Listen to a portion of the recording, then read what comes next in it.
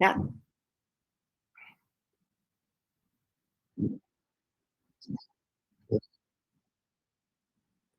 Hi guys, welcome to see Dreamin. I hope you're enjoying the amazing sessions going on. So today we have our speaker David to share how to create low code, free, open source CI solution. Are you excited? I can't wait. So please use the live Q&A feature in the attached below to submit any questions. We'll review your questions and at the end of the session, as time permits, we'll help you with the answers. Over to you, David. Welcome. Thank you for joining me today for Create Your Low Code, Free, and Open Source CI Solution. My name is David Reed. I'm a lead member of technical staff at Salesforce, where I work as part of the release engineering group in salesforce.org. I'm delighted to be here today at Southeast Asia Dreamin. Thank you very much for having me, and thank you very much to the sponsors of Southeast Asia Dreamin for making this possible. Please do remember to make your purchasing decisions based on functionality that is currently available. With that out of the way, let's dive in. We'll talk very briefly about continuous integration. If you're new to continuous integration, here's how I want to present it to you. Continuous integration is a methodology for using automation to ensure software quality. And a big part of that is running automated tests at every stage of the software development lifecycle, starting as soon as you begin writing code, continuing as you consider merging that code into the mainline of your application, and even running tests after you've performed integration into your main branch and continued forward. Continuous integration helps you to scale your development horizontally and to do so safely. That means you can work on many different code lines across your application, get instant feedback on all of that work, and be assured that when you move forward to integrate it, you can do so successfully.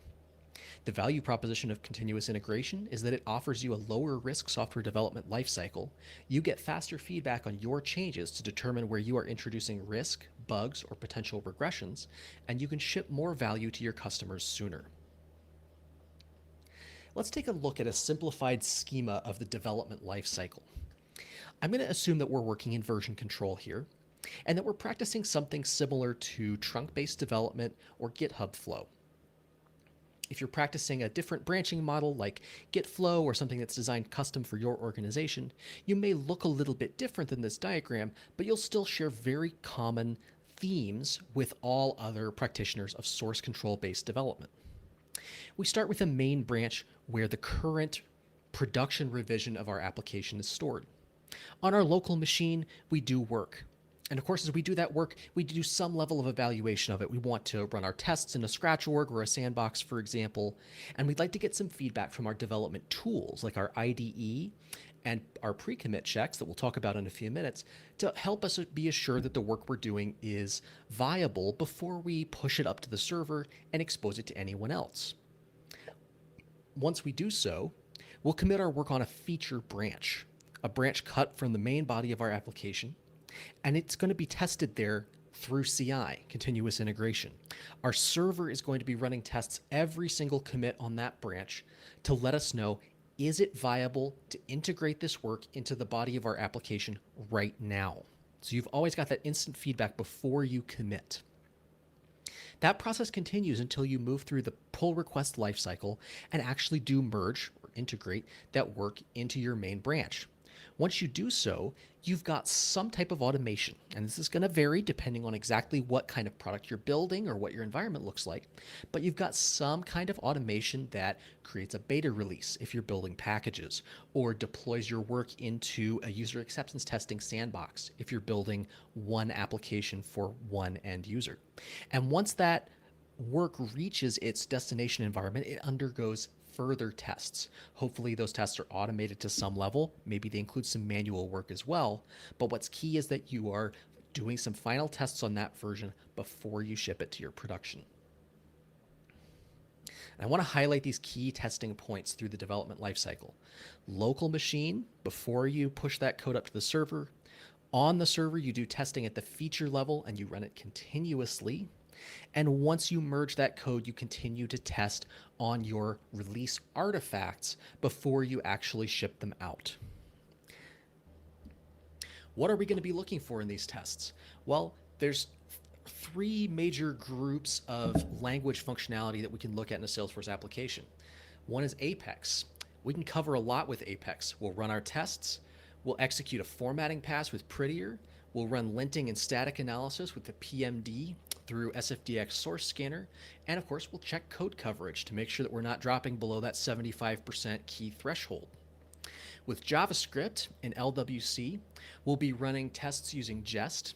We're not going to look at the old Aura Lightning testing service. It's a better investment, in my opinion, to migrate to LWC than to automate Aura testing. We'll format our JavaScript again with Prettier, and we'll run static analysis and linting with ESLint. We can also check code coverage on JavaScript when we're using Jest tests, so we'll do that too. And then for our non-code artifacts, our XML, YAML, JSON files that define our application's metadata or our build process, again, we'll format and lint using Prettier. And lastly, we'll put some end-to-end testing automation with browser scripting in place using Robot Framework on top of Selenium. Let's look at how we'd actually do this. We're going to build an open source second generation package, a Salesforce application that we could distribute to customers. And we're going to do it with a low code or even no code continuous integration solution. Here's our targets. On our local machines, that first testing pass, we want to format our code and we want to lint our code at commit time.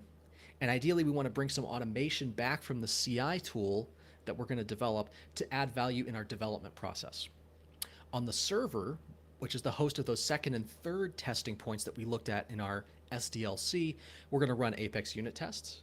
We're going to run Jest tests for our Lightning Web Components. We'll run static analysis tools to help identify common problems in our code without executing it. We'll check the formatting of our code and make sure that those local machine tasks have run successfully. We'll create package versions for our second gen package, and then we'll install and test those package versions. That satisfies, again, this third and final testing stage. Now that we have introduced the conceptual framework behind continuous integration, let's dive in and implement a CI system using GitHub Actions to support development of our second generation managed package. We'll dig into the details of defining GitHub workflows, as well as Cumulus CI automation and what comes out of the box with Salesforce DX. While there's lots of metadata we're going to look at, keep in mind that almost all of it is boilerplate. You can take it straight from a repository that we'll link at the end of this presentation, so you don't need to worry about developing it from scratch. Now, let's dig in. Let's take a quick tour of what we get out of the box by looking at a Salesforce DX project. I'm here in Derbyforce, which is going to be our example second generation package. It's an out-of-the-box Salesforce DX project that contains a small amount of metadata, including some custom objects, a Lightning Web Component, and a simple Apex class. This project also comes out of the box with a certain amount of test automation provided by Salesforce DX. You can see it here in the scripts section of our package.json. A few of the items that we highlighted in our testing objectives are already present. We can lint JavaScript using ESLint. We can test our LWCs using Jest. We can use Prettier to format our code and metadata. And Salesforce DX has also provided us with some pre-commit hooks. What that means is that as soon as we make a commit in our local Git repository, our pre-commit checks with Prettier and ESLint will run automatically to make sure that those aspects of our code are valid before we even push to the server. So that covers one of our key testing points right out of the box.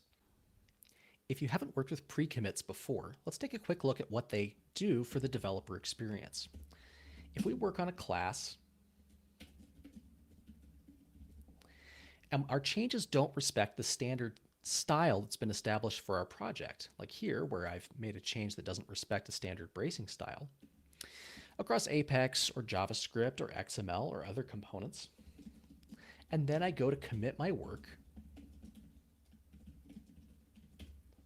what I find is that the pre-commit tasks that have been installed by Salesforce DX automatically clean up the mistakes that I have made in terms of code formatting and highlight any flaws in code style that can be flagged by ESLint or other pre-commit linters. That gives me a chance to get those problems corrected, and in fact may even correct them automatically for me before my code gets pushed up to the server. But there's more that we need to do here. We don't have any server-based automation that comes out of the box here. It's all local. We want these tests to run on the server, but we also want to go well beyond the basics of running jest unit tests and doing some ESLint and prettier work to validate what our code looks like. We want to run Apex tests, and we want to run end-to-end tests using Robot. And of course, we want to make sure that the local configuration of each developer doesn't impact the outcome of the process. We do that by running our tests in continuous integration and surfacing the results for everyone who's part of our team. In order to achieve that goal, we're going to add a couple more tools here. We'll start by adding Cumulus CI, a tool for automating builds and processes built in Salesforce DX. We'll do CCI project init to set up Cumulus CI automation on this project. And we're going to accept the defaults for most of the questions that were asked in the interview, except that we want to indicate that this is a managed package project because we are building a 2GP. We're also going to get Apex test coverage checking here, and we'll set our mark at 100%. As part of this process, Cumulus CI has added some files to our repository. We get a cumulusci.yaml file that defines our automation, which we'll dig into in just a moment. We get an out-of-the-box robot framework browser automation script that does some simple validations for us. We get a file full of org definition files that we can use for different purposes. And we get a basic data set that we can capture and use as part of our org setup automation. Cumulus CI also comes out of the box with a large library of standard automation. Let's take a quick look.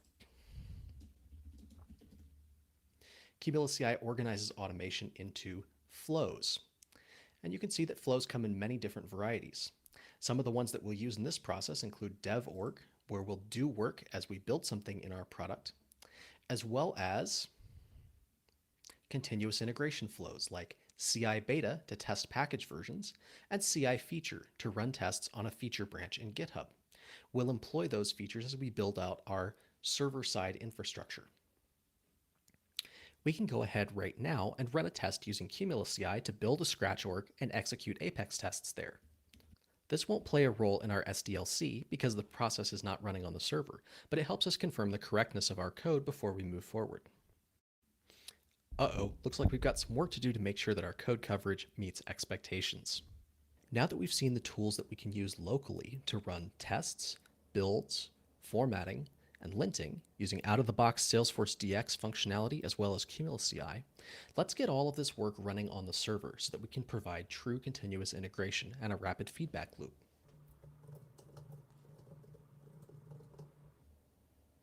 We're going to use GitHub Actions as our continuous integration harness.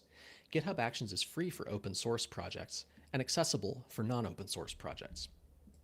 GitHub Actions defines jobs using YAML files stored in the .github file in the repository, so they're part of the version control for your product. Now, this might look intimidating because we've got several hundred lines of YAML set up here across several different feature files, but really, most of this work is boilerplate. Let's take a quick look at how we define our build jobs to get a better understanding of what's happening here. Every job uses a definition of when it's going to run. In this case, we're going to run a feature test, that's the second of our 3 testing engagement points, on pushes to branches that match our feature regular expression or on the main branch. And when those criteria are met, we're going to run a number of jobs. Let's quickly run through the list. We want to run Apex unit tests. That's one job. We want to run our robot framework integration tests using browser automation. That's another. We'd like to use the SFDX scanner plugin to execute PMD and provide static analysis for our Apex classes. That's another job. We want to run our jest unit tests for LWC. We want to run formatting checks using Prettier. And we want to run ESLint against our JavaScript. So that's 6 jobs that run on our feature branch and commits to our main branch. They'll run in parallel because they're defined independently, and that ensures that we get back fine-grained results that show us exactly what's wrong, if anything, in our code and metadata. Let's dig in on how just one of these jobs is defined. Every job is defined declaratively in YAML, and it uses a number of actions that are built into GitHub Actions, like checking out our Git repository, as well as tiny shell script snippets, mostly just individual commands, that we run in a sequence to execute work. In this case, we're going to skip through all of these initial steps that represent boilerplate setup. This is the meat of our job. Remember that CI feature plan that we ran locally? We're going to run exactly that same automation here in CI. And then we're going to store the output, the test result artifact, in GitHub Actions so that we can reference it later if we need to. This theme carries through as we look at more and more builds. What we're doing is running the same kinds of checks in different environments. We're running LWC jest tests. We're running Prettier to check that our formatting has been done correctly. And we're running ESLint. That gives us the assurance that we need that all of our commitments have been met in terms of quality, and we're ready to move forward with integration. So that's one of our 3 engagement points. We already looked at our local testing engagement point with the out-of-the-box functionality in SFDX and Cumulus CI. Let's look at the final one. We wanted to upload a package artifact, or of course deploy into a sandbox when we merge into our main branch. How do we do that? Well, we'll use another job with more Cumulus CI automation. This time, our job trigger is going to look a little bit different. We're firing this package creation request after the feature test workflow succeeds and only on the main branch. That's your source of truth for the current state of your application. When we meet those criteria, well, we'll do some more setup, installing SFDX, installing Cumulus CI, and then again, we're going to run a single automation flow using Cumulus CI, release 2GP beta. That's going to do all the work for us of creating a managed package version, uploading it, and creating a GitHub release to back it. Now, we'll highlight here that Cumulus CI uses a somewhat different release management model than Salesforce DX does, focusing on GitHub releases rather than storing package IDs locally. If you're choosing to use Salesforce DX instead of Cumulus CI, you'd have a couple of different commands here, but the overall structure of your automation would be the same. Once that package artifact gets created, that's actually an event that we can trigger another job on. Our beta test job has a different kind of trigger, a release trigger. And since our previous flow creates a GitHub release, we know that we can expect this flow to go off as soon as that happens. Same setup steps as all of our other flows. And then we're going to run one more Cumulus CI flow, CI beta, continuous integration beta, which will install that package artifact we just created in a new scratch org, run those Apex tests in the context of that artifact, and store the results for us. If any of these passes fail at any point, the whole process stops. We don't need to move forward, we don't need to waste resources, and we get instant feedback from our CI system. Now that we've seen how this is set up locally, let's make it concrete by following a change through the development process and seeing how we get feedback from the system every step along the way. We'll make a number of risky changes here. First, let's look at our Apex class. Right now, it's got an assertion true. Let's change that to false as a quick proxy for a breaking Apex change. We also have one integration test that Cumulus CI provides for us out of the box. It creates a contact to ensure that we haven't broken the ability to do so in our changes. Now, that's a simple representation of what a real end-to-end test would look like, but let's use it to see how it'll operate in the context of our CI process.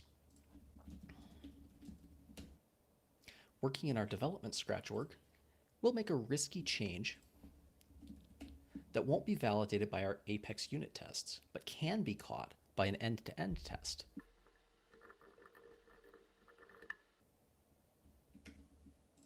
We'll pull that change down to our local repository.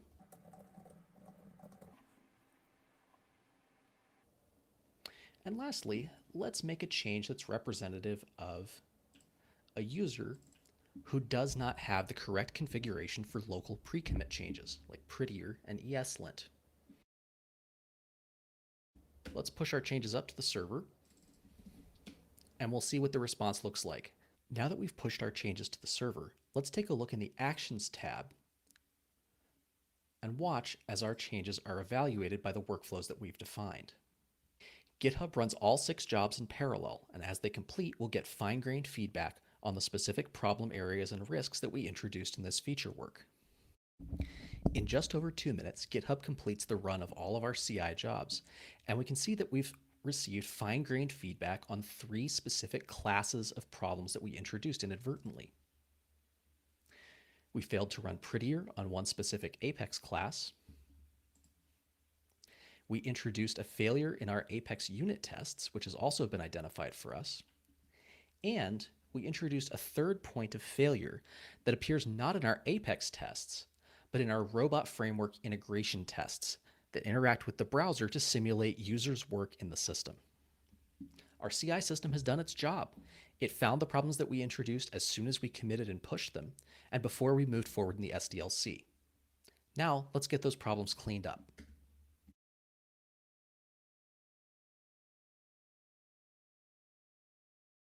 Once again, let's take a look at the GitHub Actions tab and see what our workflow run looks like this time.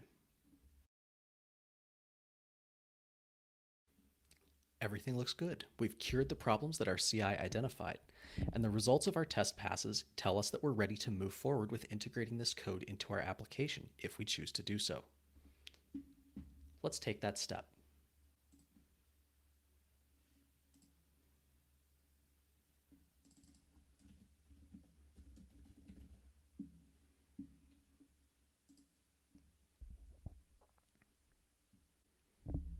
When we merge our pull request, we'll create a new commit on the main branch, which will trigger more workflow runs. Here, we'll move into the third of our identified testing locations. We'll create a package artifact, and then we'll test that package artifact, all in CI, with no manual intervention. Our test run passed on our new merge commit on the main branch.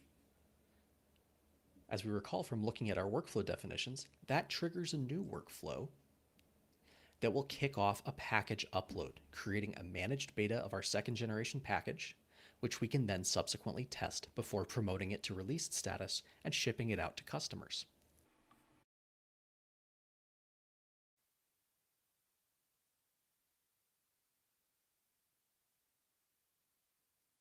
Let's quickly recap what we've achieved and the value proposition that we're offering. The CI system we developed using GitHub Actions, Salesforce DX, Cumulus CI, and other tools provides short feedback loops to help us achieve high quality across our whole SDLC. We've enabled safe, parallel, and fully automated testing, including both unit and integration testing, with no shared environments or bottlenecks. Our system is built on standard free and or open source tools. It comes at no cost at all for open source projects and offers a free tier for closed source projects. We have a few next steps that we could choose to pursue, like reporting code coverage, optimizing scratch org consumption, and helping our cache infrastructure speed up builds. But right now, our system is fully functional and ready to use. I'd like to close with some resources to help you take these learnings into production. You can find the repository for this talk, which includes all of that boilerplate setup that we talked about that you can migrate and modify for your own uses, on GitHub at davidmreed/SEA Dreamin. There's lots of great content about CI with Salesforce DX on the Salesforce Developer blog, including articles like Using Salesforce DX with GitHub Actions. Now remember, you'll find a somewhat different approach in a pure Salesforce DX repository relative to a repository that uses Cumulus CI to abstract away some of those workflows. That's fine. There's many different approaches to continuous integration, and you're free to choose the one that works best for your use case. The sample apps gallery also offers extensive examples using different methodologies for different types of applications. You can dig into those differences and explore to find what suits you best. And lastly, the Cumulus CI documentation on Read the Docs includes extensive documentation and background on how to use Cumulus CI automation, along with Robot Framework browser automation, for your local development and for your continuous integration strategy. Thank you very much for joining me. I look forward to some conversation and questions.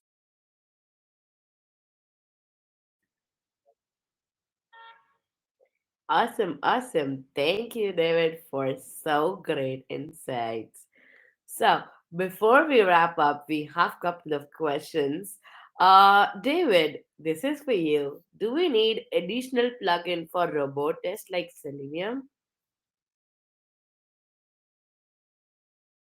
Robot Framework browser automation is one of the key capabilities that comes in the Cumulus CI automation framework, which is a free and open source tool that my team at salesforce.org builds to help support complex automation processes, including continuous integration, but also including things like sandbox setup, scratch org builds, and the various needs that developers and testers have throughout the application lifecycle.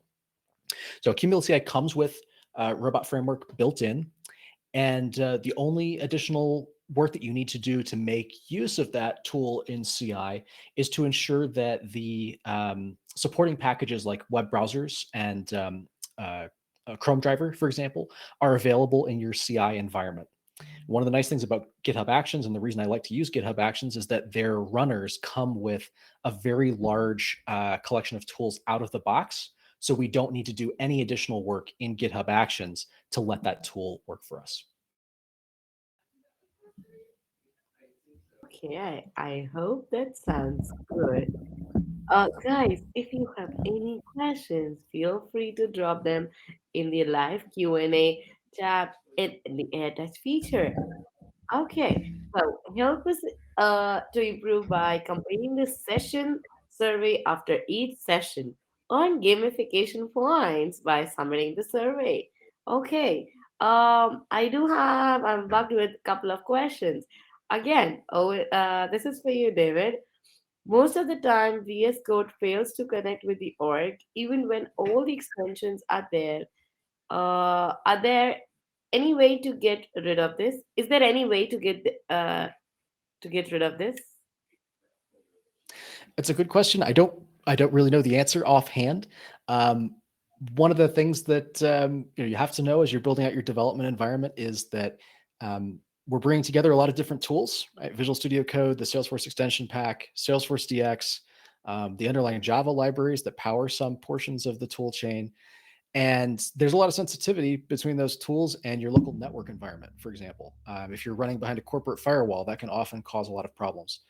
I'm not on the Salesforce DX extensions team, so I don't want to directly comment about that product and their support processes. But if you're struggling there, I'd really recommend that you go to their GitHub repository, open an issue there, or reach out in the Trailblazer community where the folks that directly support that product can help you out.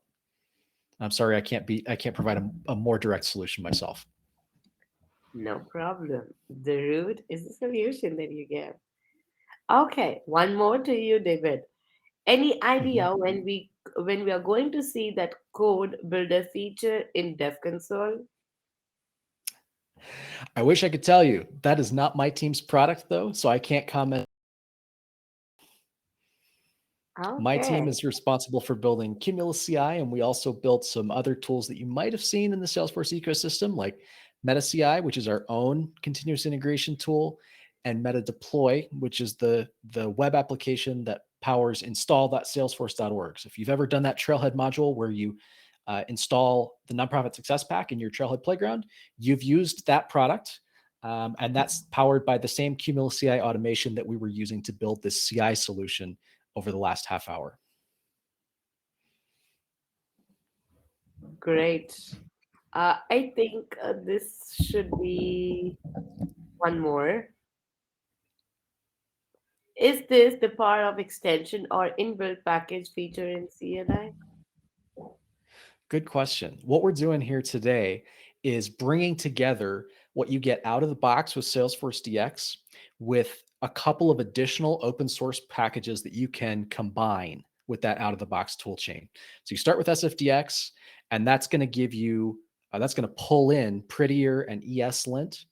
And then we add on top of that Cumulus CI, which is also free and open source, as well as the SFDX scanner plugin, which pulls in the PMD static analyzer.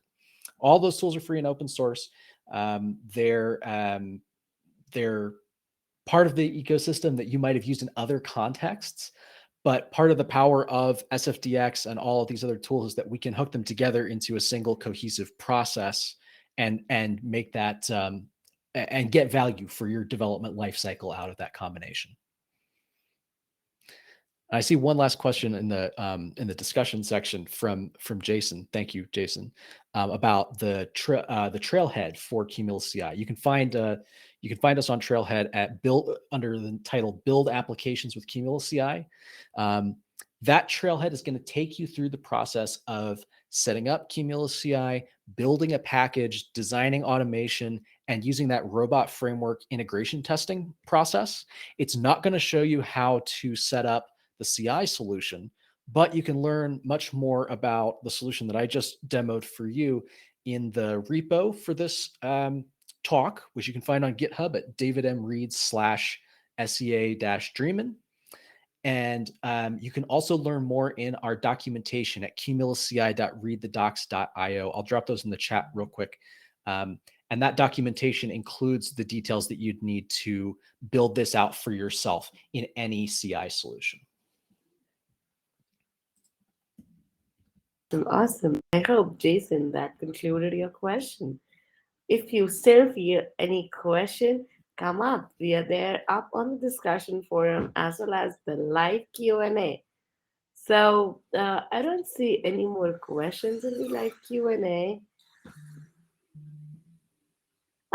Yeah. So, guys, do you know that you can score more when you visit the exhibition booths, connect with new friends, and engage more during the sessions in the live Q&A? So it's not like this session, any session you go and hit on live Q&A and you can earn points. I have a couple of them, David. Just I'll take quickly if you can give short answers. Can you share a Of course. little bit about performance and load testing using CCI? Great question. Performance and load testing is something we have someone on our team who focuses completely on performance testing. And one of the features that Cumulus CI comes out of the box with is a tool called Snowfakery that's designed to generate artificial data for you and insert it into a Salesforce org at any scale, from 10 records to 100 million records. And that's something that the teams I work with use all the time to run performance and load testing on their products by taking an enterprise edition Salesforce org or a large data volume sandbox that ISVs can access, filling it with tens or hundreds of millions of records, and then executing integration tests in that environment. So Cumulus CI can help you do that both by automating the setup of that environment, but also by supplying Snowfakery to give you a data shape that approximates those very large multinational customers that you might be working with. Okay, thank you. I think that's the wrap up of all the questions. Guys, this won't be the end. Pretty sure David would happy to answer any of your questions. Feel free to reach out to him over Twitter, LinkedIn, or anywhere. So this is the community and this is the power of community. So thank you all. As I said, please don't forget to help us improve by completing the session survey after each session, and you can earn gamification points by completing the survey. So thank you all for coming up here. Anything you want to share, David? Anything you want to add on to our audience? Oh, I want to thank everyone for coming. And if this is a topic that you're interested in, please feel free to come join me and my team and our community on the Trailblazer community. Just search for Cumulus CI, and you'll find us there. You can find me on Twitter at AerisDual, and I look forward to chatting more about great CI solutions. Awesome. Thank you, everybody. Stay tuned for more amazing sessions at Sea Dreamin'. Bye bye. Have a great day.